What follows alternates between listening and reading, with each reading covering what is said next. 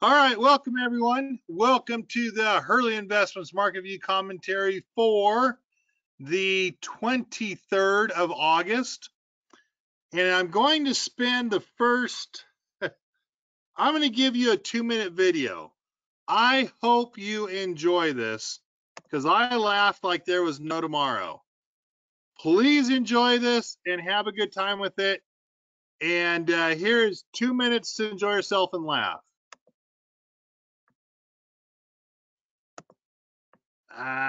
Hold on. Let me get this for a second. Come on. I think I'd get a better job of doing this.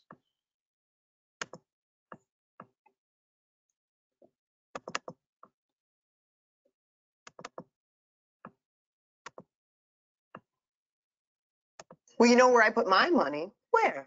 Bitcoin. What's Bitcoin? Bitcoin is the first decentralized digital cryptocurrency that works without a central bank. Well, that sounds interesting. Yeah, and it's so simple to use. Transactions take place through the use of cryptography and are verified by network nodes and recorded in an immutable public distributed ledger called a blockchain. What could be simpler than that? Nothing. It sounds great. Right. So is it like investing in stocks? Kind of, but not at all. Well, I'm on board. Really? Because I have so many more questions. Not me. Where can I get one of these Bitcoins? Can I buy one at my local bank? Of course not. What a dumb question. Thought it was valid. Bitcoins aren't like regular currency, they're mined. In a physical mine, like gold? That's ridiculous. Bitcoins are mined on computers using the SHA-256 hashing algorithm, creating 12.5 Bitcoins per block. That is until mid-2020. And then afterwards, 6.25 Bitcoins per block for 4 years until the next halving. Wait, are we still talking about money? Cryptocurrency. This sounds so simple. Shut up, Margaret. There's no way you understood all of that. Okay. So how much do one of these Bitcoins cost? $17,000. $17,000? That's insane. Sounds like a bargain. Ugh. And how do you keep track of these things' values? Just check the internet. So far today, its value has gone up $1,000, and now it's down $800, and now it's up $500. Sounds like you can't lose. You absolutely can, Margaret. How do I buy Bitcoins? It's easy. Just go online and give them your credit card number. Give who your credit card number? Bitcoin. And then let the internet do what it does. What does it do exactly? It Bitcoins. Here's my credit card. No! So who started Bitcoin? We think it was Satoshi Nakamoto. Who is that? No one really knows. He sounds cute. Margaret, I swear to God. And Bitcoin is the only cryptocurrency I trust with my kids' college fund. That's smart investing. That's bat crazy. Now it's down to $3. Easy come, easy go.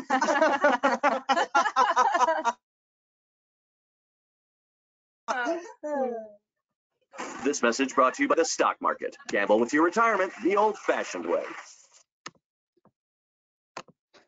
All right. I hope you found some humor in that. Because I got to admit, I thought it was hilarious. And I got to give kudos to someone that sent that my way. But I've gotten a couple questions here recently. I've just gotten a couple questions here recently as people have asked me why we're not spending more time in Bitcoin. And that happens when you see a price of Bitcoin rise up to, man, it rose up to above $50,000 earlier today or over the weekend. So I understand the question, why are we not into more Bitcoin?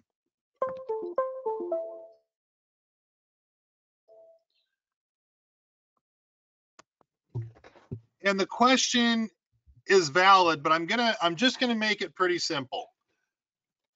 I am paid to manage people's money ethically and to have a methodical system to grow that money. When I see a Fed president, the Minneapolis Federal Reserve, Neil, I don't know how to say his name, Kashkari,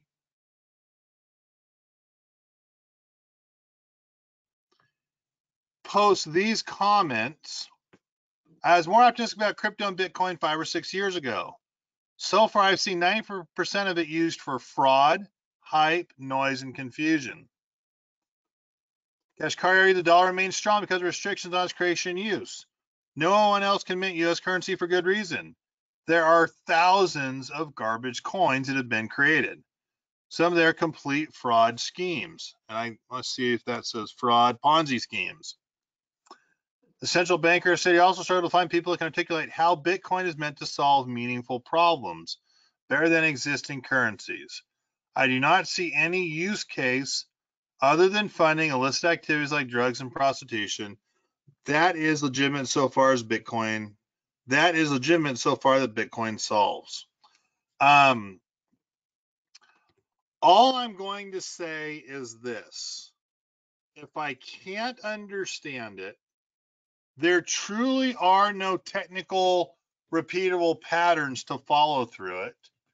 If 600 million can be hacked out of a brokerage account and there's no recourse for the clientele, you are not asking me to gamble with your money and to put it into something like that.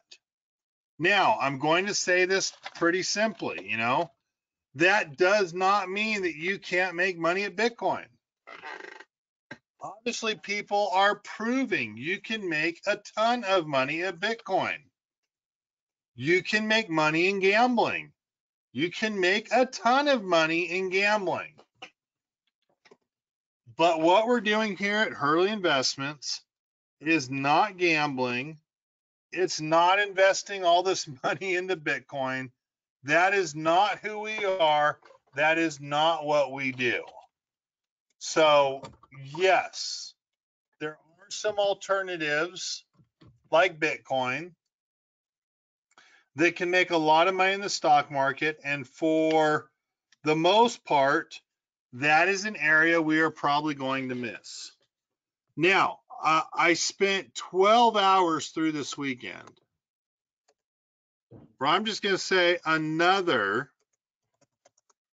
gamble with some semi not so solid data is autonomous and electric cars. I actually listened to an hour-long presentation from some joker who said, hey, autonomous. And I mean, he gave logical explanations on why you should be in it. Even where myself, I thought, you know what? That's kind of true. But when you fact check the SOB's numbers, yeah, it is true that you spend about 80 cents per mile driving in a gasoline-driven combustion vehicle. And he went to say, you spend somewhere between 5 to 10 cents in an electric vehicle. And he gave some reasons. It's an electric motor. It's instant this. It's instant that. There are less parts. As I thought about it, I thought, dang, you know what? That is smart. That makes sense. But then when you research the real numbers, believe it or not, generators and electric motors wear out just like combustion motors.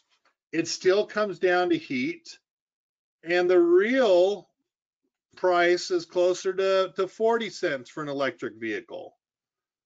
But Kevin, you do electric vehicles, and this is the interesting thing. And I found this extremely interesting. Kevin, you charge them at night with the low cost, I'm just going to call it wattage. I don't know what you really call it, but you do it at night when the electric companies charge you the least. Although when I looked on my bill, the way electric companies have gotten over that is they have, or electric companies have, give me a quick second to do a little layout fix here.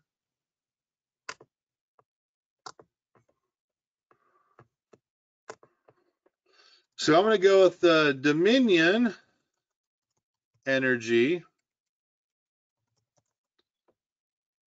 Now has a tier system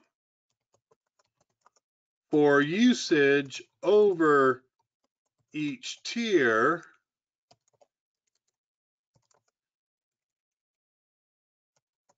Significantly makes the energy more expensive.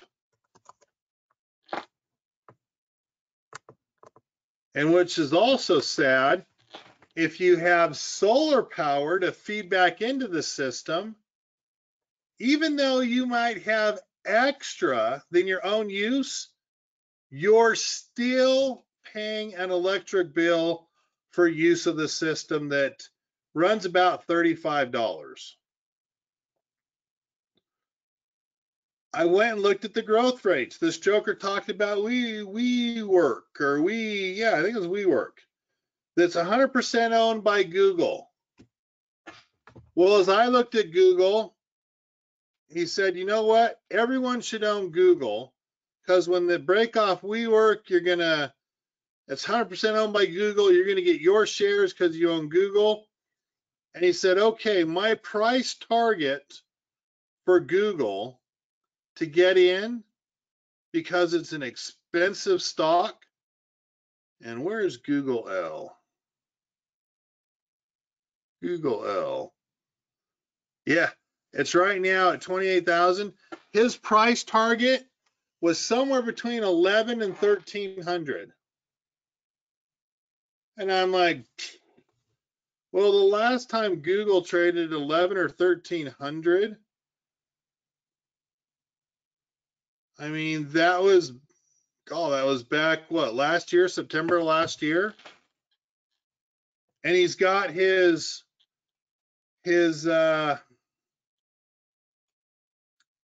advertisement to buy his electric book and how we all should get into electric, and he's put his fortune into it, blah, blah, blah, blah.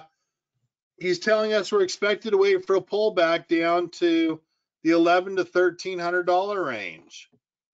Well, it was like 1402 September of last year. It might not have been down there for a couple of years now. Yet his advertisement on Saturday was, hey, a good entry price. You basically need to see Google lose half their value. And you should buy in because that's going to make autonomous cars and electric cars more affordable. For an hour and 20 minutes, I listened to his pitch, and it sounded great. But when you fact check numbers, the numbers do not add up. And part of the problem with the internet is there's so much BS put out there that you've got to do your own fact checking from reliable sources. So for that matter, as I went and I fact checked electric cars, we have an infrastructure problem. We don't have a true cost basis. And with all due respect, we don't have a true mileage that these cars are driving as well. They are a great run around town. If you're going to use less than 180 miles on your car, electric cars are the way to go. I don't feel you can use them for trips yet. At least not the way I travel. Well, Kevin, they're charging quicker. The last time I was promised a 45-minute charge to get up to over 80%, it turned out to be 2 hours. And that was on one generation below the newest Teslas. That is the newest Volts, which GM is now having a $1 billion recall because now those ones are catching fire. But don't worry, it's only 5 cents per mile driving, even though your car and your generator inside the motor burns up and catches on fire. Batteries are catching on fire. It's the heat. Yes, combustion engines run hot and they can be more expensive than electric. But electric hit a certain heat threshold and you ruin everything. I'm not saying you can't make money in crypto. I'm not saying you can't make money in energy or autonomous vehicles, electric cars. What I am saying is it's a gamble. And I have not been paid to gamble with your money. I have been paid to manage your money to profitability. With that said, let me pull open, give me a quick second. Let me pull open a couple of our winners again that I really like some of these positions and where they're going.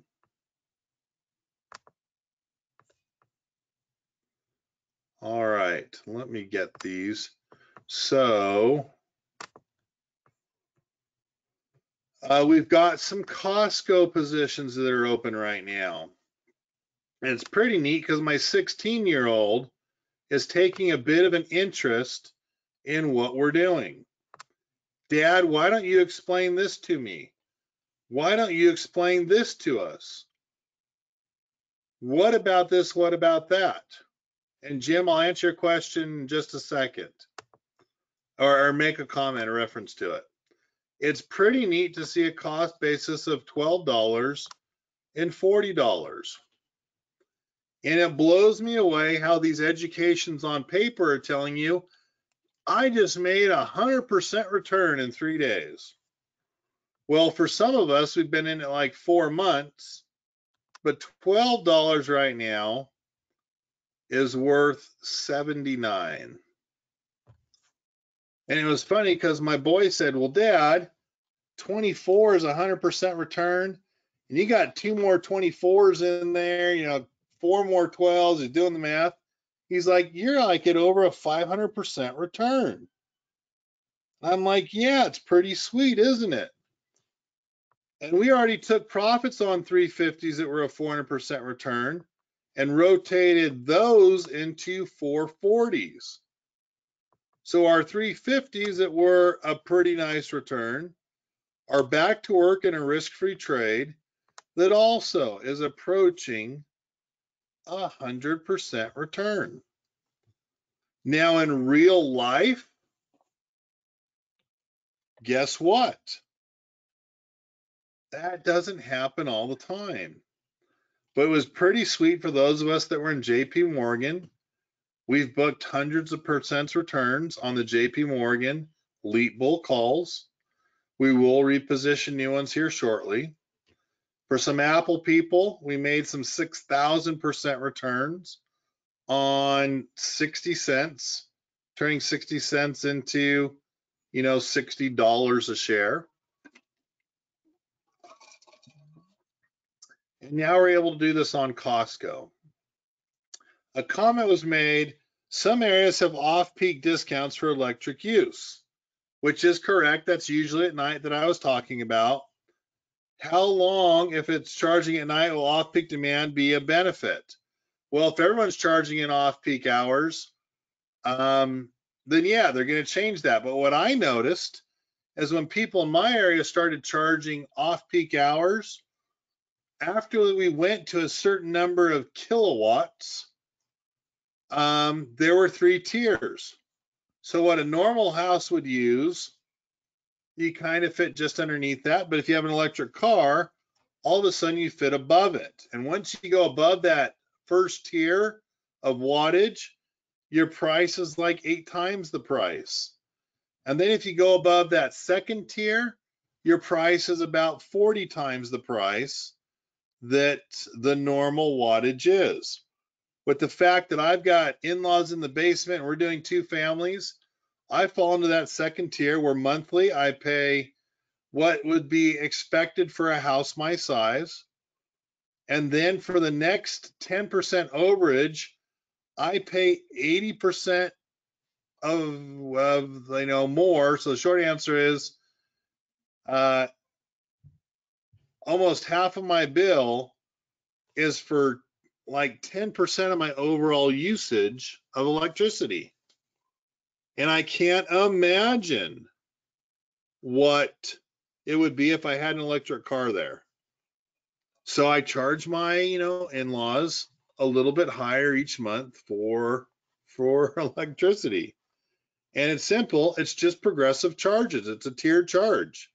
I have a certain reasonable rate. When I pass that tier, I pay 8 times that amount. And when I pass that second tier, I pay 40 times that amount. And that's how energy companies are going to get you for these electric cars. And a lot of people around here have solar powered. And those solar powered people are providing more than they use in electricity into the power grid. And they're still paying a charge each month. It's not free, but it is significantly lower than otherwise. They are still paying a charge for the use of using the grid. The company is still charging someone. It's nominal. It's $35, but the people with these electric panels right now are paying all their electricity and maybe 15 to 20% more of their electric usage each month into the grid, and they're still getting charged a nominal fee of $35 to use it. That just blows me away. So here we go. I've got one other thing I wanted to show you here. I'm glad it's not just me, and I don't know who Pierre Bracon is, but when I saw the article, the Fed is a minor problem, it has no idea where the economy is heading. I got the biggest grin in my life. Any decision must be data-driven. Central bankers keep repeating. In the July meeting, they talked about thinking about tapering. And we all assumed that meant that in our last meeting here in August, we'd begin talk of tapering. It would come in September's Jackson Hole meeting. But what's the one thing that right now is affecting our growth and increasing inflation right now in our country? What do you think it is?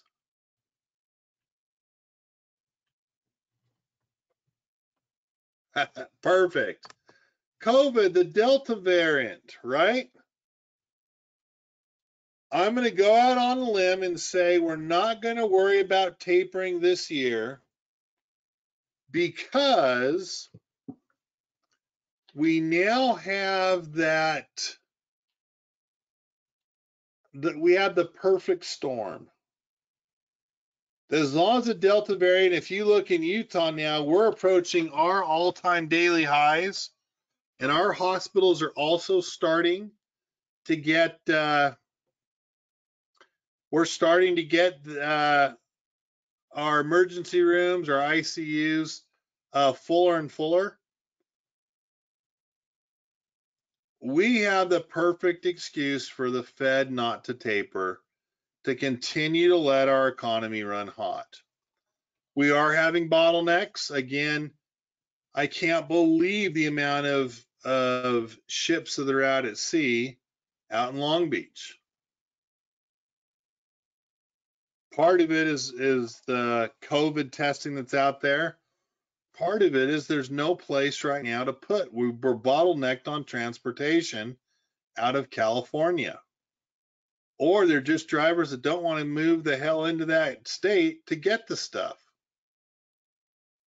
But California is bottlenecked with 10 of these huge tanker ships a day that are just getting backlogged. You can see 40, 50 of them right now out there at Long Beach, and they can only get 2 to 4 unloaded a day. They were doing 10 to 18 a day. It's down to 2 or 4. Inflation may be temporary, it may not. I love that gas prices are going down right now out here. I can't believe I'm paying $4 for gas. And we haven't seen the commodity prices increase in food yet. Just wait till you see the food go up. We might have a perfect storm coming up for the Fed not to taper. Last week we were a down week. I thought it would be a higher week, but we were down. I guess we tried to put a nice spin on it that we're still up 1.1% for the month, up 18% for the year, but it was a down week last week. Nothing we can't handle. I just wish some of our stocks would hurry up and take off. Pretty interesting to see Pfizer get their FDA approval. They were one of the first ones that asked for it, that filed for it. Really good to see an FDA approval on one of these vaccines.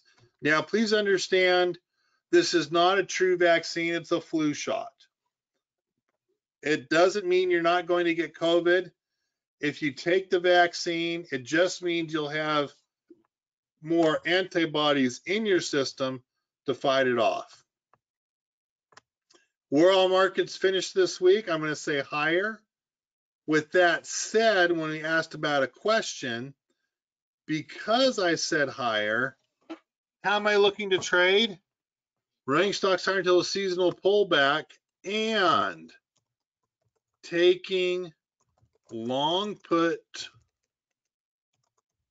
protection off some stocks that seem to be at a bottom. So we had some very profitable Baidu. We had some, well, actually, let me first go to Boeing. For those that have shares of Boeing, today we took off our long puts that were nicely profitable. We booked a great profit from that 235 down to the 212. My expectation is that a trend line right now seems to be holding. It also goes back to the beginning of the year where it really fought for that 208 to 212 range. I see a doji that formed today, so a trend reversal on a chart pattern. Most likely we're going to see Boeing, I almost called it Baidu, head back up to the 238 range, at which point in time I'm looking to put protection back on. We took our second set off of Baidu for some people. Baidu had a new run. For most of us, we're sitting at the 150 long puts. Pretty interesting because we're touching those lows that we fought back in November, December. If we break a trend line and have to go up to a real trend, let me go ahead and I'm going to use FinViz for this one. But I'm pretty sure the price target that I would expect Baidu to bounce back up to was 174. And I justified that by, there it is, by using a pivot point and the 50-day simple moving average. We've got 174.19 and 174.66 is the 50-day. And with that said, today we're almost back above the 142.96 S1 support level. So all I'm saying is Baidu has a chance to get back up to there in the next 30 days or the near future. So we took off one set of our puts. We have 150s that if we see an update tomorrow, we'll probably take those 150s off as well so that we don't lose any money on any of our puts that we put on Baidu on the way down. Trying to be a little aggressive in some of the stocks and positions that we're in. All right, so with that said, let's go back up. Where we finish the week, I'm going to stay higher. I'm just following the trend. We have our bullish crossovers yet again on the Dow. Nice to see that we're positively in a bullish pattern on the RSI. We are not on the MACD. So technically, the Dow Jones Industrial Average today is not bullish. It is technically still bearish.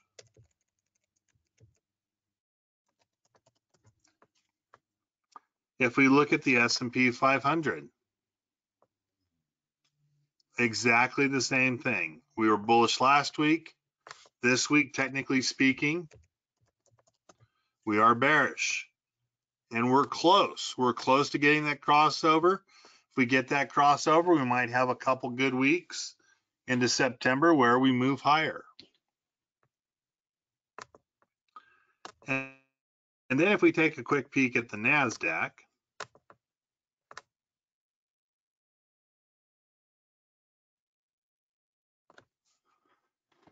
NASDAQ in the last week has bounced above the 50-day. We are still technically bearish, but we have every indication that we're bouncing higher to a bullish movement on our NASDAQ, and really the key is breaking above a pivot point and the 50-day moving average. I would really love to see FANG stocks knock it out of the park here at the end of the year, because they have been beaten up something fierce this last what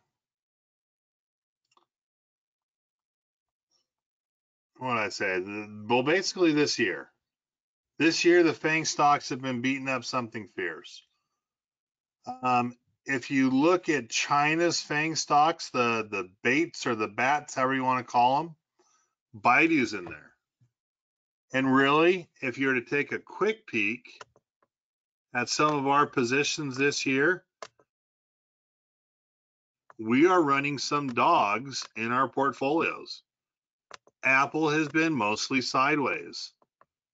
Boeing's a dog, it's down. Bank of America's good. Baidu's a dog, it's down. Costco's been good.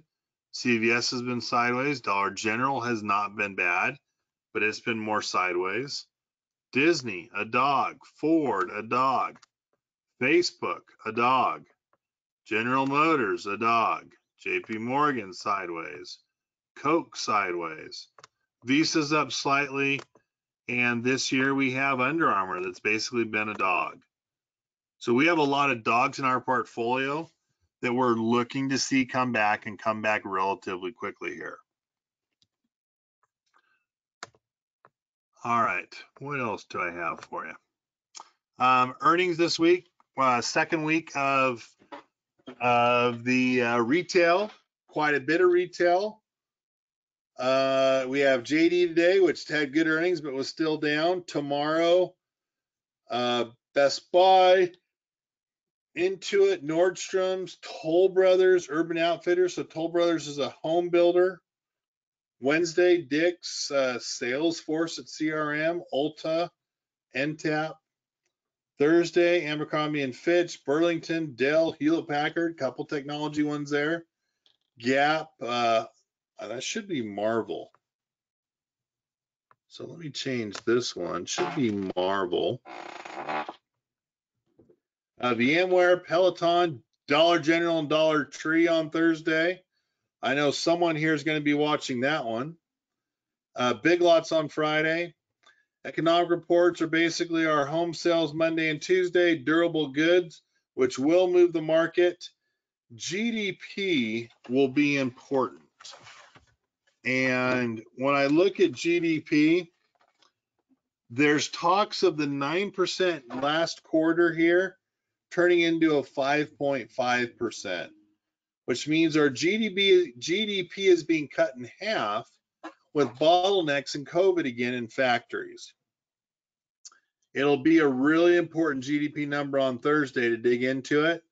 We might have a pretty big up day or down day based on the GDP number. Really, the Goldman Sachs took the estimates down from 9% this last fiscal quarter of the year to 5.5%. So they cut the GDP in half. Nothing international that I paid any attention to. Pretty interesting article. Again, the cryptocurrency theft, biggest in history. I'm just trying to warn you, and I'm going to pretty much end cryptocurrency talks. Strong demand for gas vehicles drives Detroit. Production plans, clouds by 2030 goal for EVs. Basically, it's just helping you understand electronic vehicles. We don't have the infrastructure ready to go. And orders right now are saying that more people are still interested in combustible vehicles, myself included, than electric vehicles right now. I found a video. Short seller chain is on AMC. There's no way it can be profitable. For those of you that have talked to me about AMC, please click on this link. It'll be a short 5 or 6 minute video. I can't stand the guy, but all his numbers are correct. So please go through when you. AMC, for all intents and purposes, is a bankrupt company. Even with the money that they've done through their second offering, they are bankrupt. If you have anyone that you know of or have been thinking about going into AMC, you've got a quick 6 minute video here that all his numbers are correct from that I've seen, which justifies, you know what? There's no way AMC is going to make it when it's all said and done. A lot of you asked, Kevin, really? I see you work some numbers on Under Armour. Here is someone else that has an upside of Under Armour to 46.30. That is roughly $4.30 higher than my 42. But if you want to see how I get to 42, free cash flow is the key. It's also margins though. But if you look at free cash flow and margins, here's where you're seeing someone that thinks, Kevin, not only can Under Armour get up to 42, but his target price is 46.30. Follow the numbers from Mark Hake here, and definitely you can now see what I am seeing and why I've been so interested in Under Armour throughout this time period. All right, let me keep going on here. When will Disney, Ford, and AMC pay dividends? Very interesting read, since we are obviously core positions of Disney and Ford. Definitely take a peek at this one so you can see someone else that sees the dividend plays as I see them. 6 Dow Stones to buy and watch in August 2021. I put these in here, but only because I just wanted you to see it one more time. I think I've had this in once. No, this is on the 20th. Just 3 that you should be paying some attention to, where you can see some upside positions. Again, I like seeing our core holdings being someone else's, hey, stocks to buy and watch here in the near future. With that said, what questions can I answer for you guys? What questions do you have that I can answer for you guys? I wonder if Chanos ever covered his short on Tesla. So Chanos, Soros, and Atkins, those 3 are the big short sales. And I love when they get their butts handed to them by Ford, by Apple, by Bank of America, by Tesla, by Nvidia, by Herbalife. Some of their losses have been huge. In fact, I think Atkins hasn't been profitable in 3 years running and has basically lost half of the value of teen-type billion-dollar portfolios that were mid-teens They're now down that $4 to $7 billion range. So yes, huge risk in short selling. You definitely want to make sure that you're being smart with what you're seeing.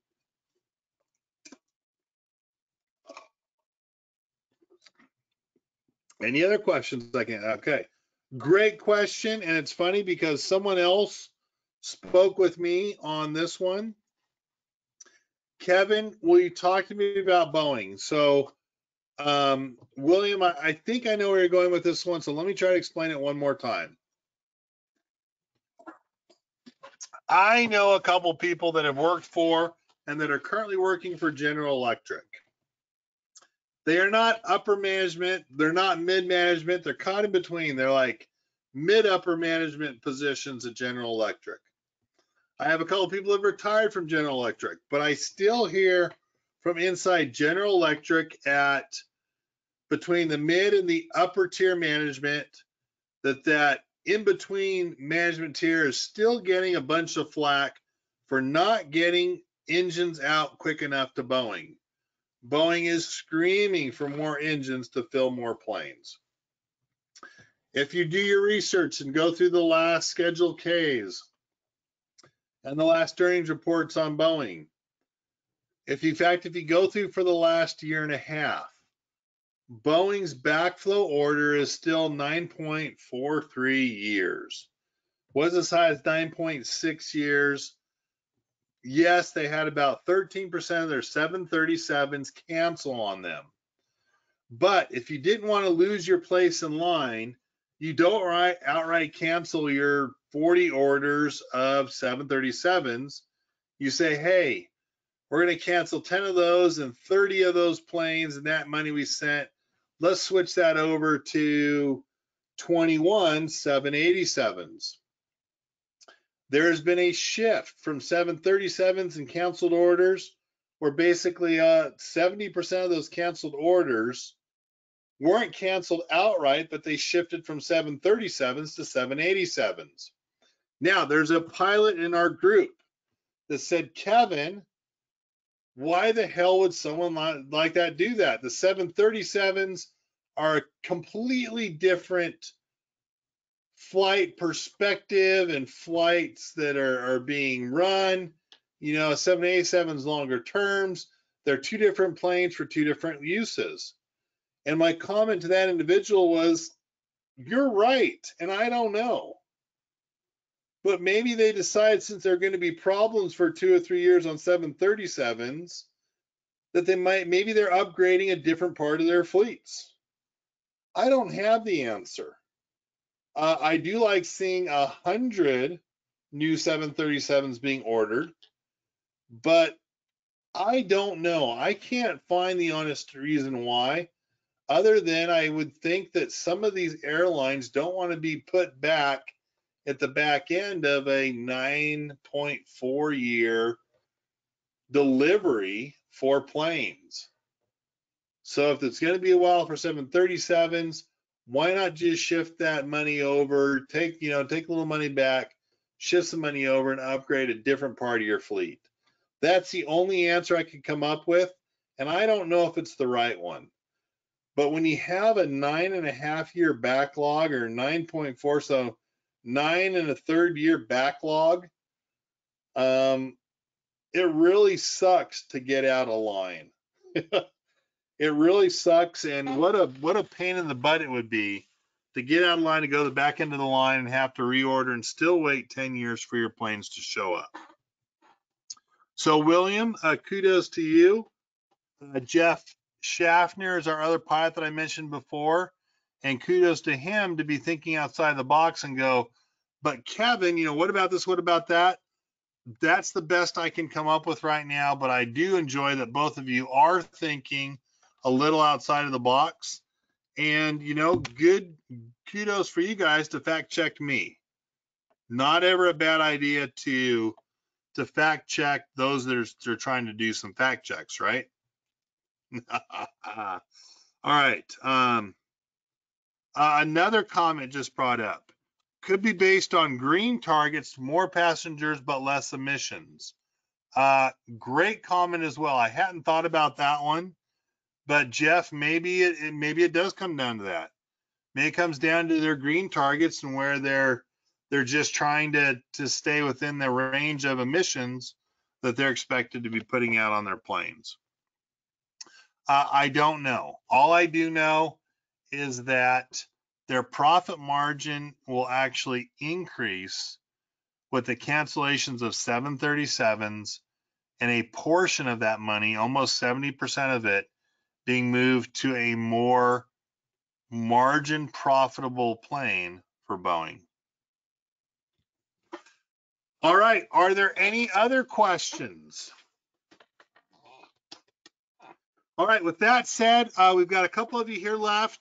I'm going to make a quick announcement to this group right now. Due to time restraints and my kids growing up, I'm going to be canceling the Tuesday night trade findings and adjustments. I was really hoping Jeffrey Dunyan would take that over, and we're running into a bit of a hiccup with getting him registered. I do not have my time restraints right now with kids that are getting older, moving into extracurricular activities after school. So what we're going to do at Hurley Investments right now is always keep our Monday no matter what. But we're going to move our Tuesday night trade findings and adjustments. We're just going to cancel that one and keep our Thursday so that we can talk to you guys during market hours and seeing some opportunities. You also may see a couple more emails go out as we're looking at some opportunities.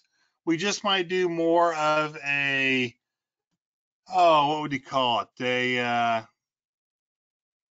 Mod, what's the word I'm looking for? Where you do the short little, it'll just be a short little synopsis. So something's coming up that I'm going to do a short little synopsis on, hey, here's what I see, here's what I think can be profitable, and it'll just be a little synopsis on some new opportunities if I see them between a Tuesday and Wednesday before I can get that information out to you on Thursday.